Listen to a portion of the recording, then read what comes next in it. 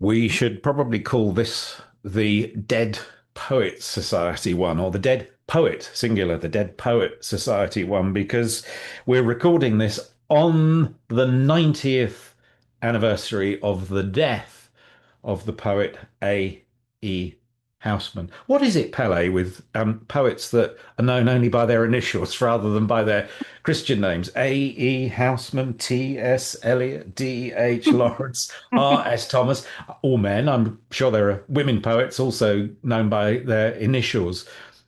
There's something. HD, Hilda There, Doolittle. there we go. So there was one. Um, it creates an air of mystery, perhaps, having your initials on a book rather than your name.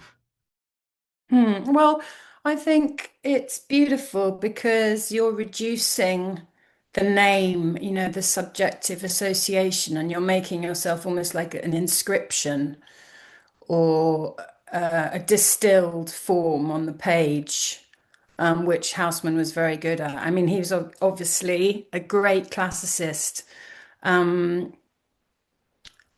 one of the greatest, last great classicists, expert in Latin and Greek, teacher of classics at Oxford, etc., etc. It's woven into every line of his poetry. This distilled, disciplined, heartfelt soulfulness is absolutely magnificent. And I feel a little as if Houseman is woven into my life and woven into your life as well. Houseman, born in very near Bromsgrove in 1859. I lived in Bromsgrove for a while and wasn't that Hmm. aware of the Houseman connection then. I moved to Shropshire 30, 35 years ago, and he clearly has a connection with Shropshire, although perhaps not as explicit as people might have imagined, having read his famous book, A Shropshire Lad. His ashes are spread in the churchyard at St Lawrence's Church in Ludlow. So Just up the hill from where I'm sitting. Isn't that there we are. extraordinary? So And you're we the go to the Shropshire pub lass. and sit there by the cherry tree because they put the pub benches out in the garden by the church in the summer. Yeah, and of course it would have to be a cherry tree that was planted next to his ashes. I think the first one that they planted when he first died in 1936 on this very day. This is being recorded on the 30th of April, and that's the day he died on in 1936. Will Pele's poetry podcast be around for the 100th anniversary of his death? Well, we can't be sure, can we? None of us can be sure of that. So it's probably best that we celebrate the 90th anniversary of his death today. Um, so he was schooled in Bromsgrove and then Mm. went up to Oxford, I think it was, initially, and ended up teaching at Cambridge. And you've already mentioned the fact that he was a classics scholar. Is that why he approached poetry in the way that he did? Is that the classical education coming through? Absolutely. In fact, I've got a beautiful quote um, about this very fact. So, a poet who is deeply engaged with another form, almost an alien form, like Latin or Greek, takes you to a place of objectivity and intimacy. There's something to do with the Latin, the passionate zeal, and the problematic nature of decoding Latin that helped him to decode his approach to his own soul. We reach for what's alien when we're writing poetry, almost to find what's intimate. There's a bridge in the discipline, surgical nature of this kind of picking away, which I think he said it was like picking at fleas on an animal or something, not grand at all, that helps you to find your local poetic nature. And is there a poem that you think exemplifies that point? We've got plenty to choose from. I say plenty, actually not that many, because there were two books of poetry published in his lifetime. A Shropshire Lad, the one that very many people, if not everybody's heard of, and then towards the end of his working life, Last Poems. And then there was one called, I think, More Poems that was published by his brother Lawrence after A. Houseman's death. So three books, modest in size, but could you choose one as a starting point that helps illustrate this looking for fleas on a dog, Yeah, which is a lovely way of putting it. isn't it great? Um, he, so my, the first thing I thought about, in terms of this podcast and Houseman when you suggested it to me was this scene in Inspector Morse that I saw. I must have seen it 15 years ago. And the episode is the last of the series, and it's called The Remorseful Day, which is the last line of a poem by Houseman. Now, the reason it's called A Remorseful Day is because at the end of the episode, Morse is in the pub drinking his pint of bitter, looking out at this sunset over Oxford, and he recites this verse from Houseman, and it was absolutely so memorable that I can actually hear him saying it, John Thaw saying these lines today. And I think, obviously, to put poetry in an episode of Morse is wonderful, but it was just the way that the actor and the character took us to this other place beyond, murder and the pub. So I'm just going to read that one, if that's okay. It's called How Clear, How Lovely, How Bright, and it's number 16 from Shropshire Lab. How clear, how lovely bright, how beautiful to sight those beams of morning play. How heaven laughs out with glee, where, like a bird set free, up from the eastern sea soars the delightful day. Today I shall be strong, no more shall yield to wrong, shall squander life no more. Days lost, I know not how I shall retrieve them now. Now I shall keep the vow I never kept before. Ensanguining the skies. This is the bit where Morse looks up at the sunset. How heavily it dies into the west away, past touch and sight and sound, not further to be found. How hopeless underground falls the remorseful day. Now, the fact that a detective in a BBC series that this can matter to a detective in a BBC series all those decades later and make sense and give ground to a narrative born of crime and local Oxford life is just testament to Houseman's genius.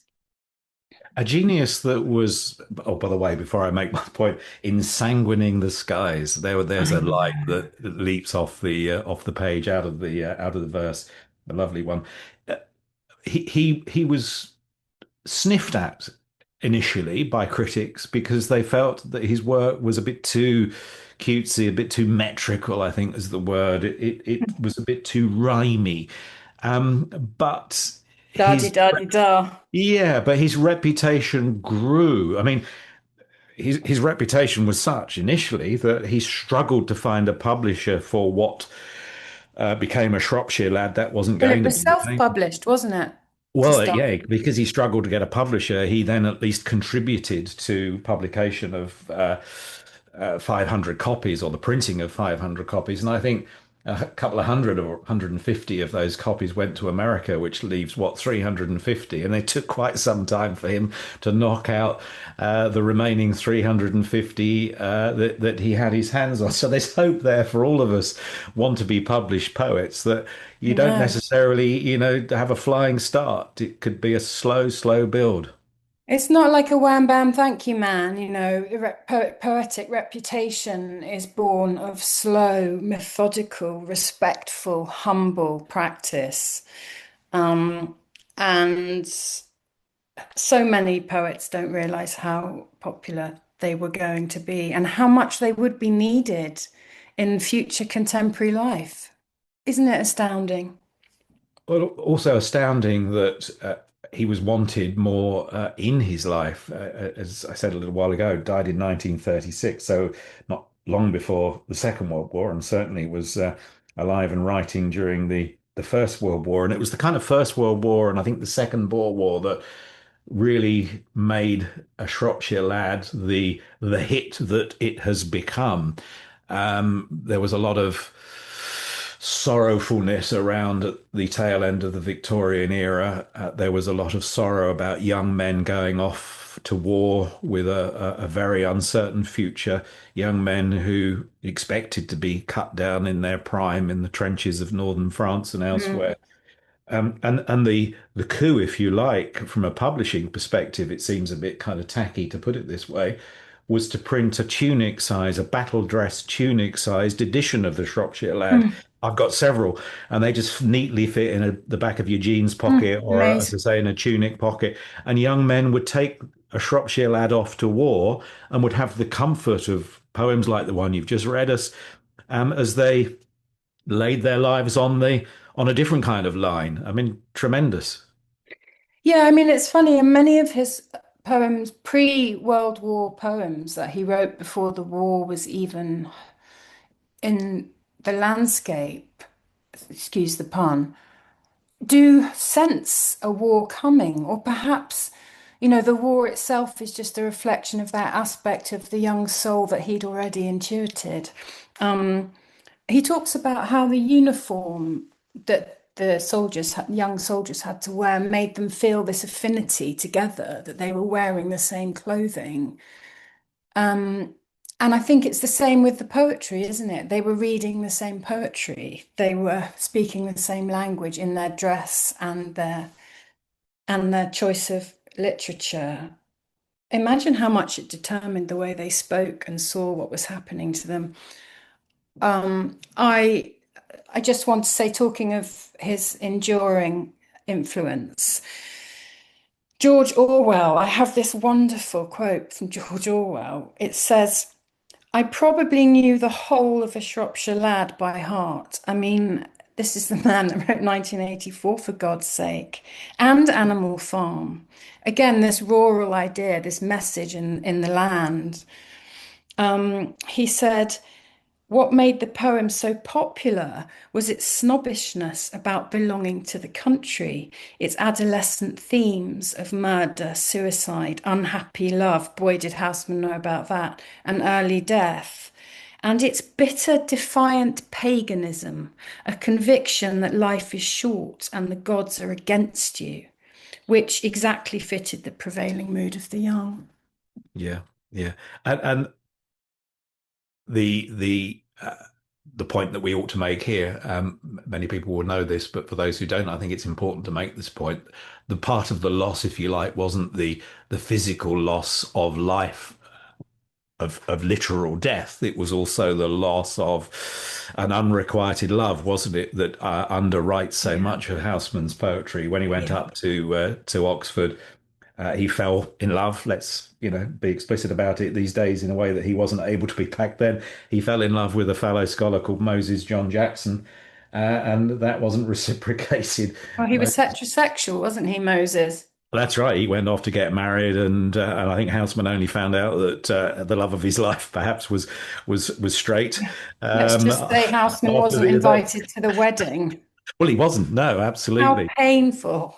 Yeah, and that pain, that pain, that longing runs through all of his poetry, really. And Yes, what about you, Rich? Which one have you picked? well, I've chosen, a really obviously cutesy one that has kind of a bit of a twist. And let me explain the twist after I tell you.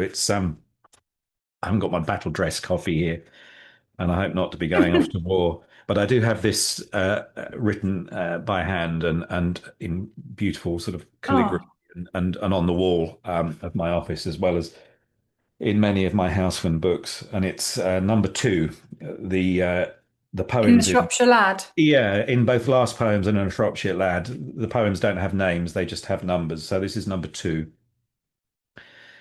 Loveliest of trees, the cherry now is hung with bloom along the bough, and stands about the woodland ride, wearing white for Eastertide. Now, of my threescore years and 10, 20 will not come again, and take from 70 springs a score, it only leaves me 50 more. And since to look at things in bloom, 50 springs a little room, about the woodlands I will go to see the cherry hung with snow. Beautiful. I have two cherry trees in my garden. The garden overlooks a cherry orchard. So every single year, as those cherry trees blossom, I'm reminded of this beautiful poem. But also, the sort of poignancy, the sadness in that otherwise beautiful poem is the fact that beauty is transient. That, I've lived for nearly like three score years and 10. So I'm not sure how many I've got left, certainly not 50 more. So there's a poignancy about it. There's a kind of urgency in looking at things of beauty because, hey, look, time is running out. And I love it for that reason. It's the least maudlin of much of his work, actually, but there is still that little twist. Yeah, I find it extraordinary. I'm going to walk up the hill to get a pint of milk after this.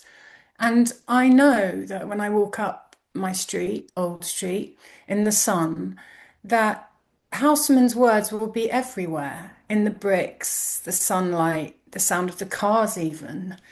And I think his great talent is that he comes to you. You don't have to go to him. Maybe some triggers are involved, like some cherry blossom, but not even that necessarily. There's something in the clarity of his energy that is so generous. Like he hands you the spirit of the outside world. Also, I think because he was so involved in what was outside him, this endless translating and understanding of the classical forms and images opens up the discussion to everyone, even today on his 90th death day. Amazing. I've chosen another one from last poems, and I think this one um, is really uh, relevant today.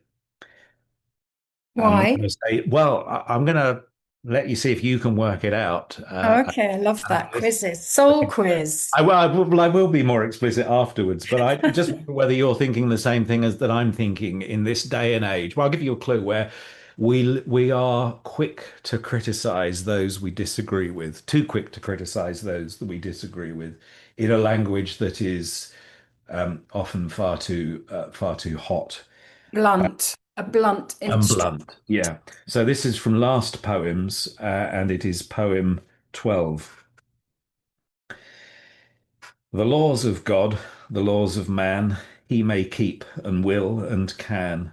Not I, let God and man decree laws for themselves and not for me. And if my ways are not as theirs, let them mind their own affairs. Their deeds I judge and much condemn, yet when did I make laws for them? Please yourselves, say I, and they need only look the other way. But no, they will not. They must still rest their neighbour to their will. How the clarity of the language is extraordinary. It's like something you'd read in the newspaper or hear on Radio 4 or a podcast, even. He is there right in the middle of what he's saying and what we're trying to say. In fact, um, I always think it's nice to talk about what the poet in question we're talking about thinks about poetry or the practice of it. And poetry to him was like an oyster, pearl in an oyster, apparently. It was a morbid secretion. The desire or need did not come upon him often, if only we could find that oyster with the pearl in, Rich. And it came usually when he was feeling ill or depressed. I mean, he did have a nervous breakdown when he was at Oxford because his love did not love him back, and he didn't pass his finals. He was up to have, a star first. But like many poets, the weight of his emotion and regret and the lament of the things that could not be had won over the establishment and the accolades that come with a linear soul. Sorry, just let me find it again, this quote about the morbid secretion. I mean, what a beautiful morbid secretion. The lines and the stanzas present themselves to him without any effort. So, I mean, we know that, don't we? When we're writing, when we're really firing on all cylinders because of some tragedy or disaster, the poems just come out of us, like fruit from a tree. Um, There was no consciousness of composition on his part, and sometimes they wanted little alteration, like Keats writes Ode to a Nightingale down straight out on the page with just two corrections. Um, a little coaxing is all they needed, apparently. Sometimes he had to sit down and finish the poem with his head, which obviously implies that his head was not involved at all in the birth of these things. And that was the most long and laborious part of the process, was the part when he had to actually think about the poem rather than just be a vessel for it. But perhaps that sort of that pearl simile is instructive because maybe a little sort of grain of sand gets into us and itches Mm. away and grows ultimately into a pearl without us being conscious of it, and then we prise open our minds, Mm. hearts, and we find the fully grown pearl in there. We hadn't realised that that morbid accretion or secretion had been going on for all that time. In fact, he was asked, why he hadn't written more, and he said, "Well, I've written all that I can. I haven't got anything more to say." Two fairly thin volumes, and one which he didn't feel was suitable for publication in his lifetime, published by his brother, as I said earlier, after his death. So um, he's famous, but just for two thin books. Yes, I mean, anything more to say? Perhaps anything more to, he didn't have anything more to feel. I mean, the the map of his emotional, power is, as we can tell from the fact we're still talking about him and his relevance is still so profound, is as wide and deep as all the oceans of the world. You were saying that about a dog hunting for fleas. As you were saying that, I was looking up that quote. And so forgive me for looking at my screen here at this end of our Shropshire Lad podcast, our Dead Poets Society podcast. He sounds like he could have been a bit curmudgeonly. He criticised, he declared many of his contemporary scholars to be stupid, lazy, vain, or all three. I'd love to have a pint in Ludlow with Housman. Under his And cherry. and then he said, quotes, "Knowledge is good, method is good, but one thing beyond all others is necessary, and that is to have a head, not a pumpkin on your shoulders, and brains, not a pudding in your head." This is a man who has gone deep, deep down into the solitary world of an ancient language and come up, fighting for truth. Yeah. Yeah. Only a poet could say it with such humor. Um, I was thinking this morning, it seems to me so many young people are dying before their time at the moment. The news about cancer levels in the young yesterday, even. But the tragedy that endures for me this past month is the death of Finbar Sullivan, a young filmmaker who walked up to Primrose Hill on a sunny day with his new camera to try it out and was stabbed to death by a machete. This lecturer that I was listening to this morning about Housman talks about the biblical allotment that we're all assigned this particular amount of ground to grow the flora and fauna of our lives and imagination. And it made me think how small Finbar Sullivan's has become this past month, but what a shining, bright, and beautiful early bloom our memory of him will be. A quick, triumphant life is a lucky one, Houseman thought. The victim is not around to see the world fade, the fields where glory does not stay, which is a line from the poem. Yeah. And that shows that great poems, great poets continue to be relevant 90 years to the day after his Houseman's death. Will he still be relevant in another 90 years? I have no doubt that he will, because we're all, if you like, tending the same allotment, irrespective of what is going on in the contemporary world around us. Well, yes, you're absolutely right, of course, but I feel very strongly, as I'm sure you do, Rich, that it's up to us to keep these poems alive. Read it for us. To an athlete dying young, The time you won your town the race, we cheered you through the marketplace. Man and boy stood cheering by, and home we brought you, shoulder high. Today, the road all runners come, shoulder high, we bring you home and set you at your threshold down, townsman of a stiller town. Smart lad, to slip betimes away from fields where glory does not stay, and early though the laurel grows, it withers quicker than the rose. Eyes the shady night has shut, cannot see the record cut, and silence sounds no worse than cheers after earth has stopped the ears. Now you will not swell the rout of lads that wore their honours out, runners whom renown outran, and the name died before the man. So set before its echoes fade the fleet foot on the sill of shade, and hold to the low lintel up the still defended challenge cup, and round that early laurelled head will flock to gaze the strengthless dead, and find unwithered on its curls the garland briefer than a girl's.